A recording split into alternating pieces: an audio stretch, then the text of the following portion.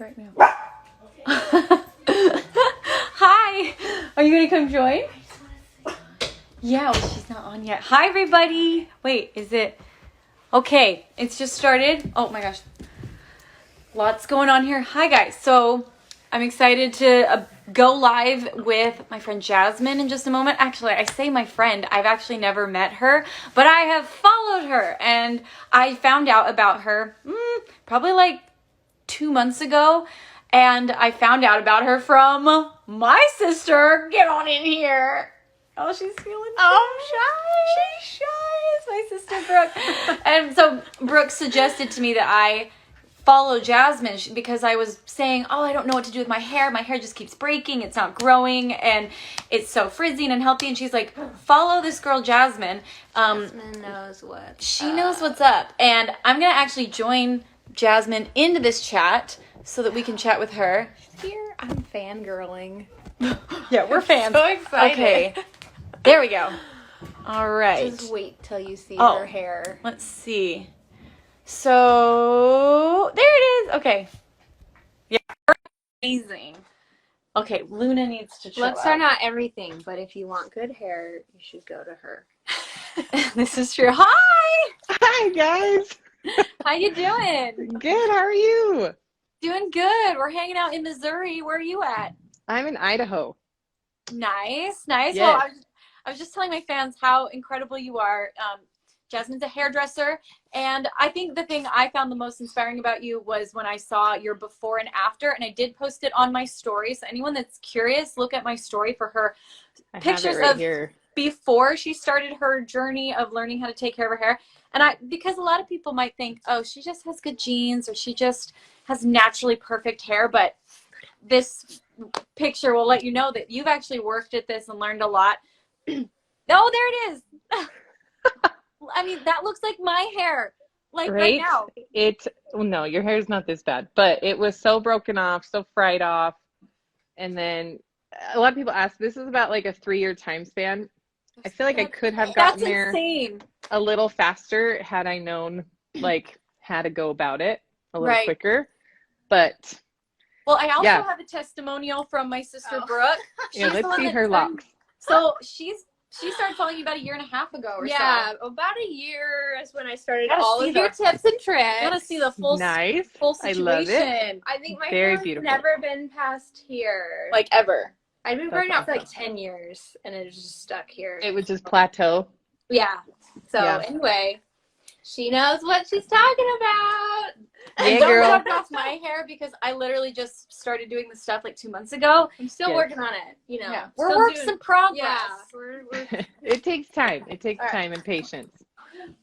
But also, I just want to now turn it over to you because I want you to share. Like, you guys asked questions. I sent your top 5 questions to Jasmine, and so she's just going to start to, I say, just take it away and tell us all how we can get stronger, more healthy hair. Okay. Well, thank you again for having me, Lindsay. I'm Jasmine Rae, and I'm from Jasmine Rae Hair Co, which is just basically me. It says company, but I don't have this big company. Anyway, one of the biggest topics that is asked on like all my platforms, and I'm a hairdresser. I've been a hairdresser for like 15 years. And a lot of people want to know how to grow their hair out, how to get it to stop breaking. That's kind of the predicament you're in right now, right?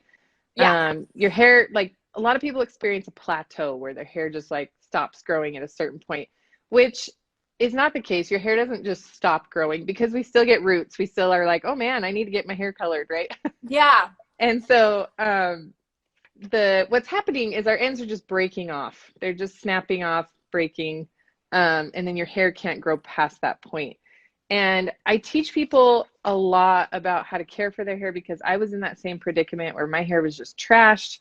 I wasn't treating it right. It was breaking off. It was damaged. And then I was like, okay, I got to get to the bottom of this because I did once have good hair. Like I got to have the potential to have good hair, hopefully again.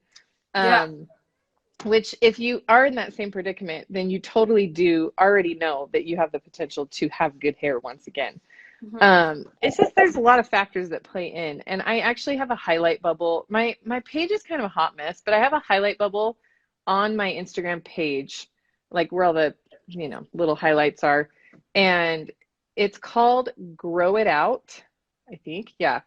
And it is very long. So if you're really, really interested in like diving in deep on like my tips and tricks on how to grow your hair out and get it to stop breaking, I would literally grab like a notepad and a pen and write the things down, because there's a lot of information in that, but I kind of wanted to just summarize it here for your people.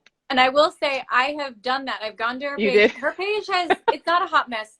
There's all these bubbles with like Lots of tips bubbles on how to do this, how to do that. And, like everything from skincare to like laser treatment to hair care. And Yes. the hair care ones, I took down a notepad and paper and I wrote tons of notes. I bought like Yes. the products, which I love and I've been Good. using. And so anyways, I do recommend Yeah. you guys go if you are interested to like learn everything. But yeah, give us a summary right now. Yeah, it's a lot of information, and it's something that people literally, like, I've seen some people from my page are on here saying that they've been doing my methods for like a year. It's just stuff I share for free on my page. I love educating people on how to get better hair, because truthfully, it's like our hair is our main accessory that sits on our head every day. We can't just take it off. I mean, some people can throw a wig on. I'm sure do you wear wigs for performances sometimes?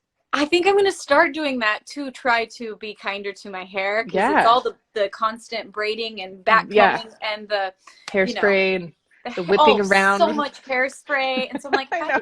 Hairspray is the devil. So I've actually looked into, I think on my next tour, I am going to be wearing wigs, which I'm actually stoked about. That would be really cool. It would. Yeah. Pin your hair down and pop on that fake hair, girl. Yeah. But yeah, so in summary, how to grow your hair out. My number one tip is just to lay off your hair. And that kind of ties into what we were just talking about. But lay off your hair in the sense of less heat, less washing. That's one of the main things I teach people how to train their hair, which sounds kind of crazy, like it's an animal or something. But you can train your hair it's more like you're training your scalp to slow down the production of oils so that you're not looking like a grease slick after like 1 or 2 days of not washing.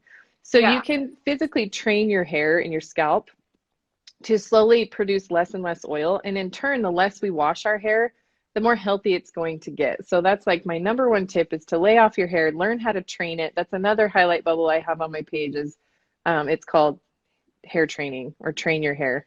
I should have written this down. No, it's pretty basic, we'll find but yeah. And then the next one is to just generally care for your hair. A lot of people surprisingly don't use leave-in product on their hair, which when our hair grows out of our, a lot of people it's just not something that they really think about. Like they shampoo and conditioner it, but then they get out of the shower. And a lot of people, I found out just through like surveying people, they don't use product on their hair because they don't like the thought of their hair being weighed down by product, because everybody wants volume and body, right? There's a lot of good products out there that can nourish your hair and protect it without weighing it down. So I teach a lot about that over on my page. But I say to people, which I'm such like a visual learner, that you want to treat your ends of your hair like way down here. Like if you think about it, this hair that grew out of my head, this hair is very long. So long. Yeah, like these hairs grew out of my scalp like years and years ago. And so I think of it in like thinking about age of your hair. So this would be like your elderly people hair, right? So you got your grandmas and grandpas down here. And I just say, like, how do we treat our elderly people? With kindness, and we're gentle with them. And if you think of your ends like old people and how you want to treat them, you physically want to be soft and gentle on those grandma and grandpa hairs. I know, sad. Mine are way up here. Okay, but yeah, and then like if you go up the hair strand, you think baby hairs up here, which we want to think of baby hairs as also being gentle to them and not like overdoing it on that.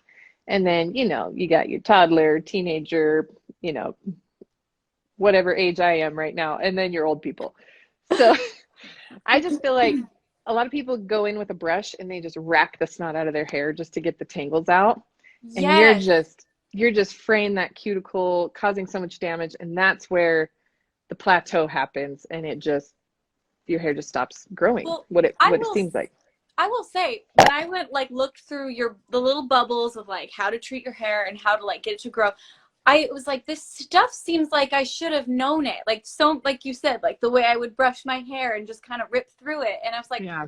of course I shouldn't do that. Of course okay. And then when you talked about like drying your hair, like don't like shake it with the towel, you know, like right. nice squeeze. I was like, yeah, no wonder my hair's Yeah. like damaged and broken for so many reasons. So there's a lot of things, if you guys do look through, like there's so much information, but a lot of it is like, oh, why did I never think of that? This is something I can remember, and some of it's so easily implementable. Some of it's a little harder, like the hair training, but I'm now great for a week. I don't ever wash my hair.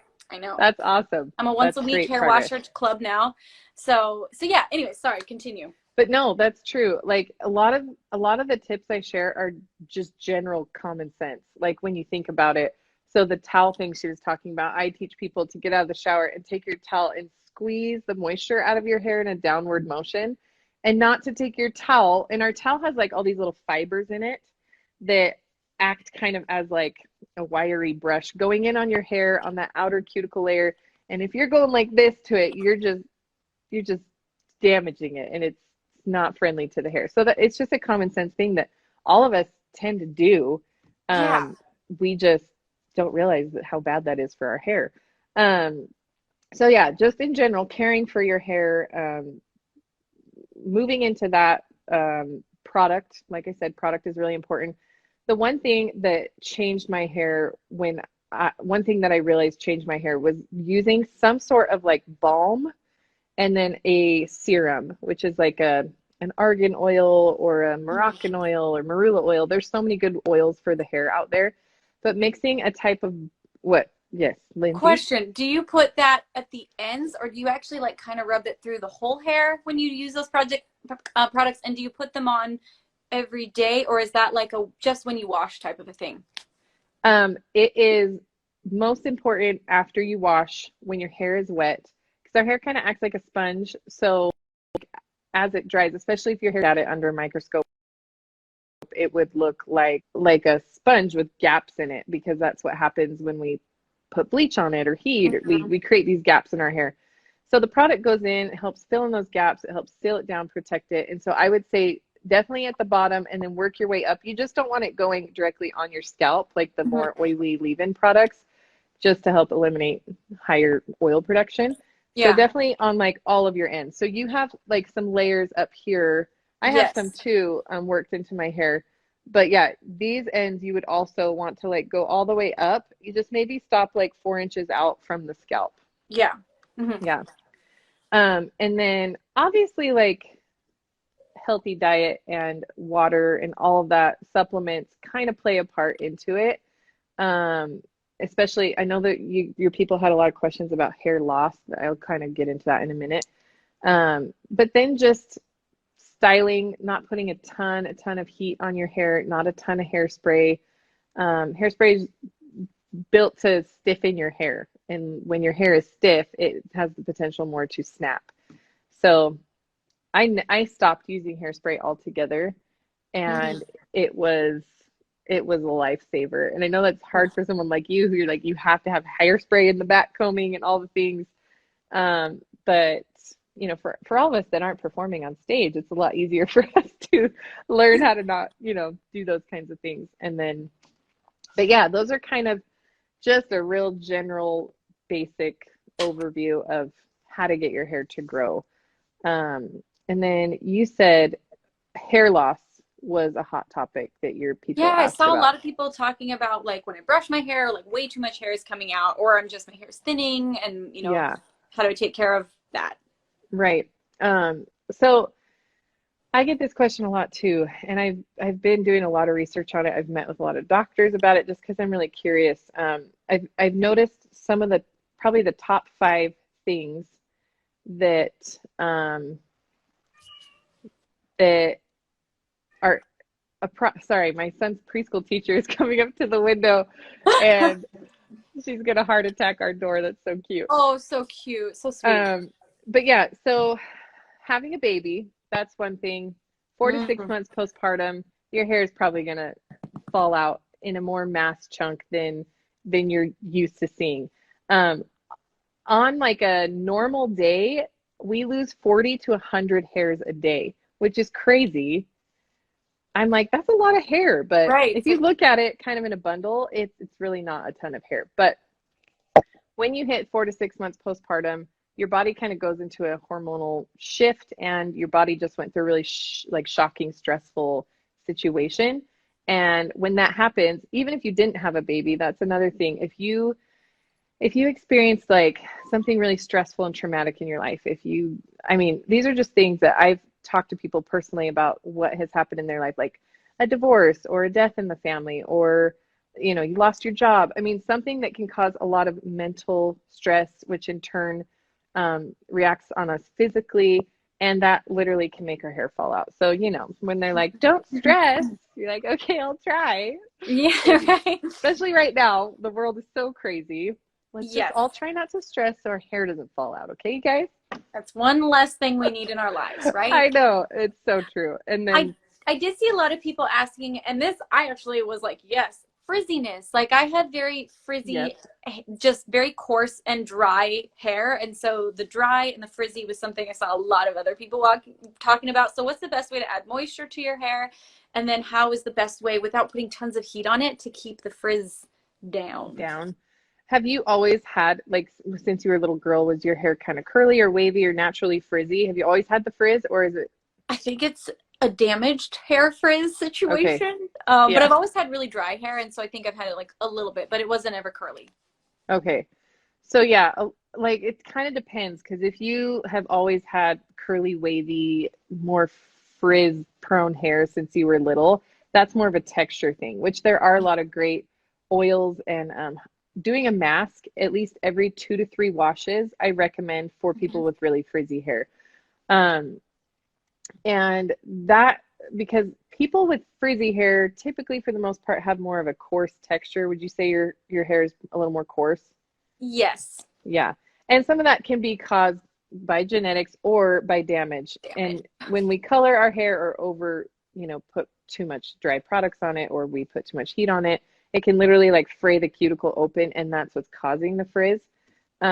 Once like an end has split, like you've gotten a split end, there's no way to actually heal the split end without cutting it, which is very unfortunate.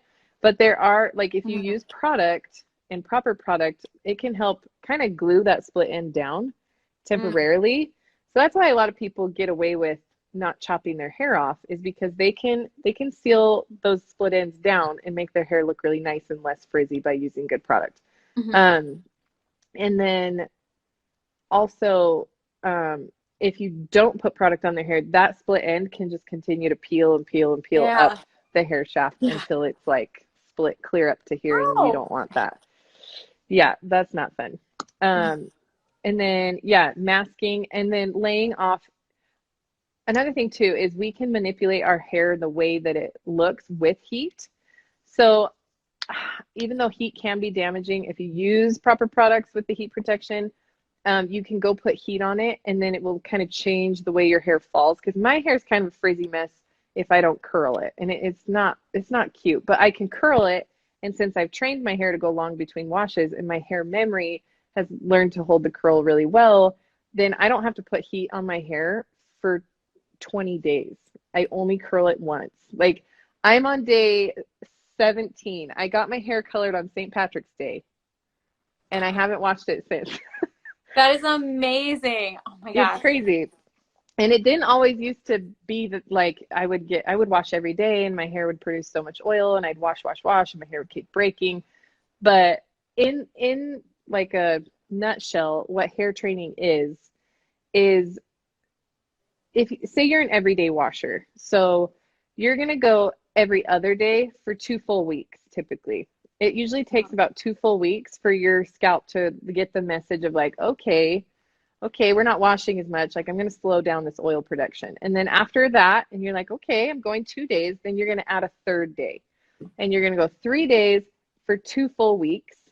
And then your scalp will learn, and it will slow down. And of course, like, I do recommend incorporating a dry shampoo, which most people have used dry shampoo or know what it is. But that goes in and helps soak up some of the oil so that you can go a little longer. It's kind of a saving grace, but Right. I really teach strongly about brushing the scalp with a boar bristle brush in what's the word I'm looking for? Just using that with dry shampoo is really important, because if you just let the dry shampoo product sit on the scalp, you could create like a buildup on the scalp, and you don't want that either. So it's kind of like the hair training is like a whole thing. Like you said, it's a little more complex. You really have to dive into, but it can make a huge difference. So I do remember that part. I've done the dry brushing and then putting like the conditioner on the scalp, which I love that. What do you mean by dry brushing the shampoo? So I recommend a boar bristle brush. And so I should have brought it out here, but it's a brush that has regular, I have this one right here, but it has like the regular, what do you call these, little tongs on it. And then it has a layer of boar bristles right below these ones. And they're really tight together. And so when you brush your scalp with that, it pulls the buildup off the scalp. And it helps move that dry shampoo mixed with the oil buildup kind of down the hair, which actually gives you a lot of body. But that's really important, because if you just keep spraying dry shampoo on your hair and you just let it sit there, it's going to create a buildup, which in turn can suffocate the follicle. And if that follicle is suffocated, the hair can fall out. It's crazy. Yeah. Nobody wants that. You think you're helping, but you're actually hindering. It's I know. Yeah. It's crazy. There's a lot to learn. But yeah, brushing is really important. And I kind of go over that in the whole hair training bubble that I have. But yeah, it can be done. I feel like most hair types in the world at least have the potential to only wash once a week. Like they can be once a week washers. I think everybody can get there. Some people that have really, really fine hair, really oily prone hair, really dark hair, there's a few that might just be like every 4 or 5 days for their hair type, and that's okay too. But the whole goal is to not be washing it so much, because that just wrecks our hair. Damages it. And I will say also, at first I was like, I don't know if that's doable for me, because I love hot yoga, and so like I come out of hot yoga like drenched, and so it's like I sweat on tours. Obviously I'm up there just like on stage dripping with sweat, my hair's been in a tight something, and so it's like I know this will work for me. But you know, it's amazing. Like I brush it through and I put some nice dry shampoo in it and some smelly stuff. I have like a series of tips called gym hair, but it could be hot yoga hair or you know, performing on stage hair. But one thing I teach for that, which a lot of people think is crazy, but you blow dry your sweat into your hair. And our sweat is an oil, and it's actually really good for our hair and skin. And I know it sounds nasty, and some people are like, gross, that's disgusting. But I recommend, if your hair's in a ponytail or something, you take your hair down and then you blow dry the sweat in as soon as you can, as soon as you stop sweating. So that's important too. So if you know that like once you stop working out or once you get out of yoga, your body is still sweating for like 20 minutes, you want to take your hair out of that ponytail, cool down. And once you're cooled down, then you get your blow dryer and you push your hair like the opposite direction that it grows, like that it lays. And you're blow drying the opposite direction, and you're blow drying that sweat into the hair this way. And then you're going to bring it back to its natural fall, and it's going to have a lot of body, and that oil will actually do wonders for your hair too. And then I think I remember you saying that you need to blow dry down the shaft of the hair. So if I'm blow drying it this way, make sure, just like you were saying, that I'm angling the hair dryer to blow, because otherwise it makes the little follicles of your hair like split out. Like a Christmas tree kind of. Like if I was blow drying it this way. So I thought that was really interesting and a very helpful tip, because, you know, it did help my hair lay. A lot of people will flip their head over and they'll take their blow dryer and they'll like blow up that cuticle. And it does. It just frays open that cuticle completely and causes damage and makes that cuticle continue to split up the hair shaft, which we really don't want. So you can get volume like you just did by pushing the hair the opposite direction, but you're still going downward the way that the hair shaft grows. That is really important. I think a lot of people that experience breakage, that's one of the things they're doing. And they're like, oh my gosh, I didn't know I wasn't supposed to be doing that. Yeah, that's what I mean. It's like when I was looking through all these like things that you said, there are all these things that I've been doing like my whole life that I was just like, Yeah. oh, that makes so much Oh, sense. light bulb. Also, I thought it was cool that you talked about, I think shampoo is supposed to be used, like you don't have to put it through your whole hair so much. It's for the scalp, right? Yes. Yes. I feel like shampoo should be renamed like scalp wash or something like that. Yeah. Because most shampoos have a type of like cleanser detergent in it, which is drying. And so we do want to go in, not a ton, but we do want to go in and pull all that buildup and all that oil and junk off of our dry skin, lint, like everything that gets into our hair. We want to pull that off of our hair with shampoo. But you don't want to typically go down and rough up your cuticle with that, cleanser based shampoo. You just want to wash your scalp and condition your hair. Mm-hmm. Yeah. Yeah. And a lot of people, they go in with their shampoo and they're like scrubbing the heck out of their hair, and that's fraying that cuticle too. And that cuticle is the outer layer of our hair. And if it is damaged or split open, then the inner layers of our hair, the integrity of them are just exposed, and that's when the hair snaps. So yeah, we got to protect it.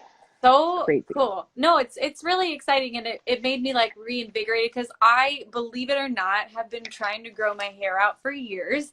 You know, and I mean, I feel like I also keep making the mistake of kind of cutting mullets, so it's my own fault that it's so short up Hey, top. you rock it. It looks but good. I love a good mullet cut, and I love shag. So anyways, but Very I popular. have been trying to get it longer, and it just kind of keeps, spreading. And so when Yeah. I started looking through your stuff, I encourage everybody to go to her page and like look at all her tips and tricks and the products that she suggests, because it did give me like hope about my hair for the first time in years of like, oh, these are practical things that I can do that I have not been doing. And so anyways, I highly recommend you guys go and just look at it. She has so much knowledge to share, and like everything from how to wash your hair properly to how to train it to how to gym hair, like all these cool things. I saw someone ask about dandruff, and yeah, I just wanted to say that. I have like a highlight bubble called scalp issues, and it goes over a lot of scalp issues from dandruff to dry scalp, which are two different things. So you might want to watch that to figure out what you're experiencing, if it's dry scalp or if it's dandruff, because those need to be treated differently. Okay. So yeah. Interesting. Okay. Crazy stuff. Well, did you see any other questions that have been coming up, or is there anything else that you want to go over? No, I think we covered some of the good basic questions that you sent me. But yeah, I mean, a lot of people are asking more like in detail questions about their hair type. And like I said, if you have time, which we all have time right now, if you kind of go into the black hole of the highlight bubbles that I've created, you'll probably find an answer to most of the questions that you have. And if you don't, you can always shoot us a DM in our inbox, and hopefully we'll get around to it. But I try my hardest to like hear everybody and provide all this free education for people so that they can have their best hair possible. I'm super passionate about it. It's something and I can tell that you're so passionate about it. And that's why was like, I'm like trusting what this woman is saying, because I can tell she cares. And you, like you said, you're giving away like years of knowledge for free because you're passionate about it. And I saw a lot of people asking about products, and on Jasmine's page, she also talks about like all the products that you use. You actually are like have a line that you work with, right? Lunch? Yeah, I do. And I just did a class on their Facebook page, but tonight I'm posting like a summarization. So I did a 3-part series talking about like the essential products that you need for your hair type, and then kind of went over the works, like if you were to purchase everything that I recommend for you. And so I wanted to kind of have both categories so that if you're on a budget, be like, okay, these are the things you absolutely need to have to get your hair healthy and get it stop breaking off and all the things. So I did a class for fine, thin hair, and then I did another one on medium texture hair, and then I did another one on thick, coarse hair. So I kind of go over what shampoos, what products, and what tools you should be using for your hair type. It's really chock full of a lot of information, and it will be on my IGTV by tonight. So, yeah, that's so cool. I will watch that. Exciting. Yeah, thanks. Yeah, and I will say I do have some of the hair products. I have like the mint shampoo and conditioner is like my favorite. Oh my gosh, that's a good one. It's very invigorating. And with the mint conditioner, you can do a scalp treatment. Have you done a scalp treatment? multiple times. I just did one the Yes. other day. Oh, good. It feels so nice. It does. Yeah. If anything, it's a little self-care moment too. So it does. Yeah, it has does. lots I'm of like benefits. treating myself good. My scalp is kind of tingly and minty. Yes. It's good. It's awesome. Awesome. All right. Well, thank you so much for coming and chatting and sharing so much of your knowledge. You bet. Thank you for Also, it's having awesome me. to meet you. I know, We've you talked too. on like Instagram, but like Yes. Messenger, but yeah. Yes, it's so fun. I think so highly of you. So I really appreciate you having me on here to spread my knowledge. So it means a lot. Awesome. Well, thank you. And I'm now going to jump onto your page and we're going to do a little chat on Jasmine. So if anyone wants to come join us, we're going to do a Q&A over there. All right. All right. See you in a second. Bye.